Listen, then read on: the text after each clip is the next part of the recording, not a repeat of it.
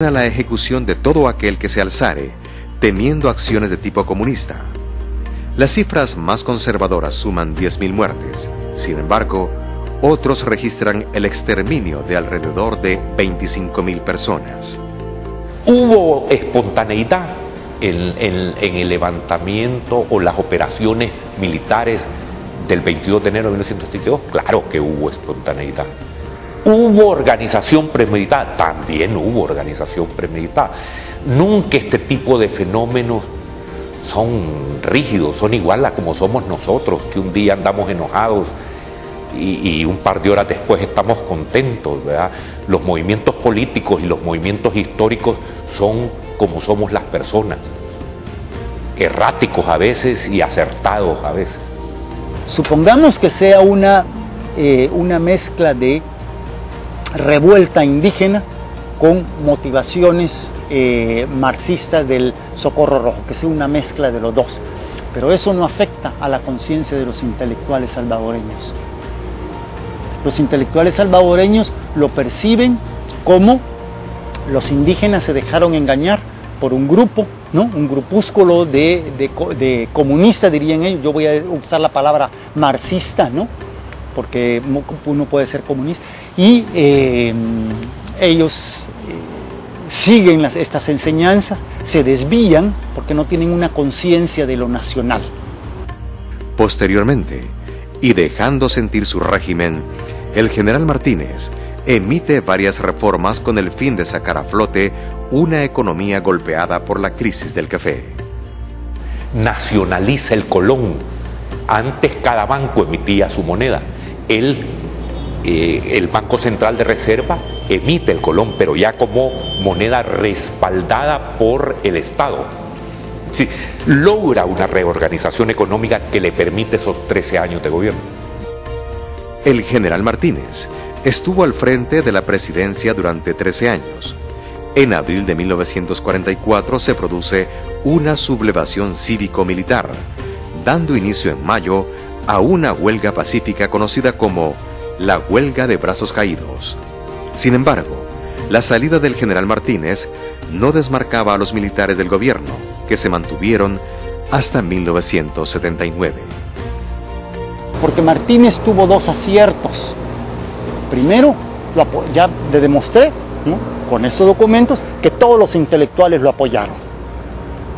Ahorita ni el gobierno actual de El Salvador tiene el apoyo, el aval completo de todos los intelectuales trabajando por una causa.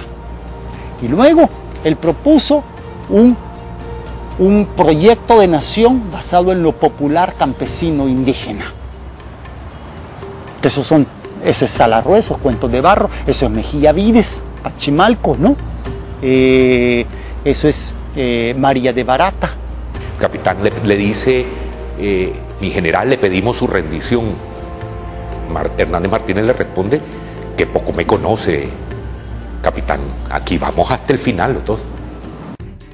Uno de los presidentes que dejaría su huella en la historia del país por una serie de reformas impulsadas fue el teniente coronel Óscar Osorio, que llegó al poder luego del golpe de Estado de diciembre de 1948, que derrocó al general Salvador Castaneda Castro, poniendo fin así a su exilio en México. Una etapa de modernismo se abría paso en El Salvador a través de medidas concretas en la política social, como la creación de los institutos, del Seguro Social, de vivienda urbana, de colonización rural y regulador de abastecimientos. Se aprobaron leyes laborales relativas al sindicalismo y a la contratación. En el impulso de las medidas sociales, se cargó con impuestos graduales a la exportación del café, eliminando privilegios. Más pasos en la modernización se acentuaban con la creación de la Comisión Ejecutiva del Puerto de Acajutla, la Comisión Ejecutiva Hidroeléctrica y la Ley de Fomento de Industrias de Transformación. Según el calificativo de algunos, el momento era de vacas gordas. El censo de 1950 revelaba 1.858.000 habitantes. No existía una saturación demográfica. En ese mismo año, se reforma la Constitución de la República y el coronel Osorio asume la presidencia constitucionalmente. La segunda gran figura de los militares es Óscar Osorio. Es con una personalidad igualmente en términos político-históricos muy atractiva. Pero es un militar que intenta una modernización económica del país. En la política, hubo también una especie de modernización al instaurarse el primer partido oficial, el Partido Revolucionario de Unificación Democrática, PRUD.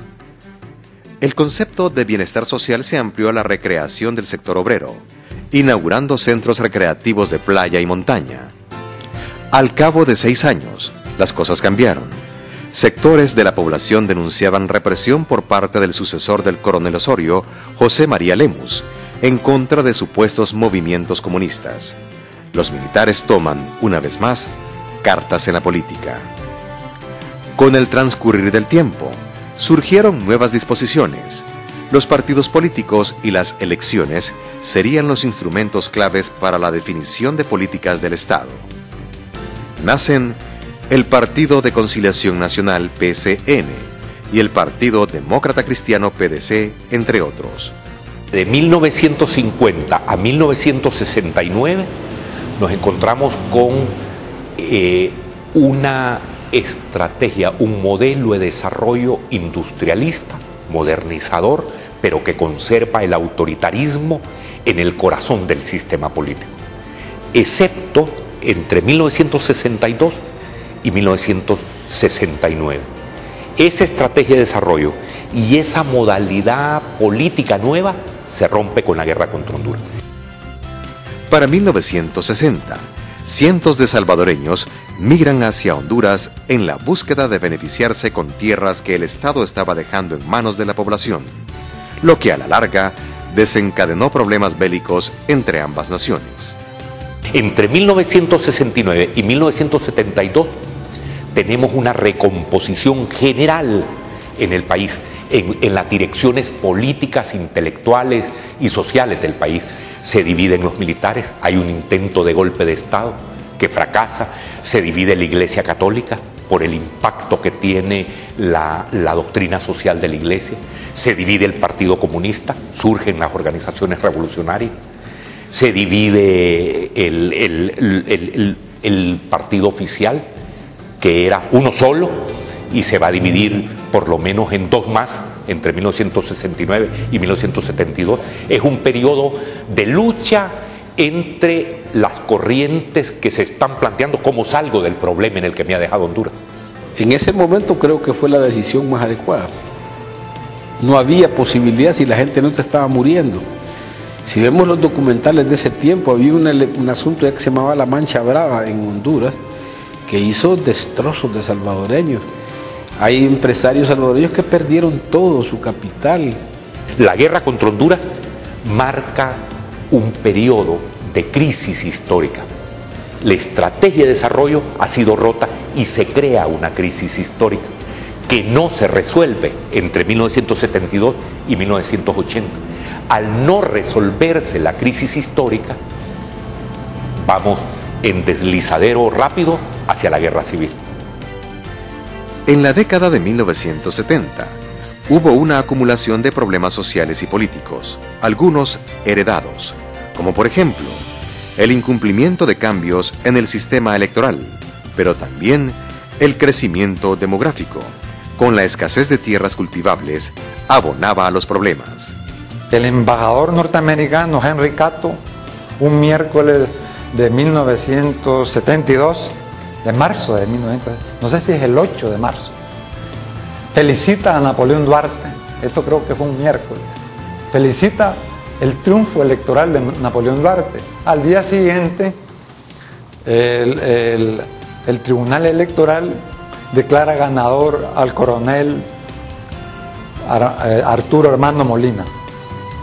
Entonces el fraude fue tan descarado que eso aprovecha la guerrilla. Entonces nosotros dijimos, aquí hay 2 opciones. La vía electoral no se puede porque te hace un fraude. Entonces solo queda la lucha armada. Cuando yo era estudiante y veo que el presidente Molina, que llega a la presidencia de la República producto de un fraude electoral, lo primero que hace a 19 días de estar en el gobierno es intervenir militarmente en la universidad. Eso fue como el detonante, el iniciador, lo que catapultó que una generación de jóvenes ya inquietos por la falta de democracia en el país, influenciados por el triunfo de la Revolución Cubana, admirando al Che Guevara, admirando las luchas de los movimientos guerrilleros del sur de América, decidimos hasta aquí llegamos y estamos dispuestos a usar las armas. Después de 1977, los acontecimientos surgían con mucha rapidez. Estos serían la chispa que produciría el estallido del conflicto armado. Los problemas sociales se iban agudizando, los enfrentamientos políticos también. La Iglesia Católica intervenía, pidiendo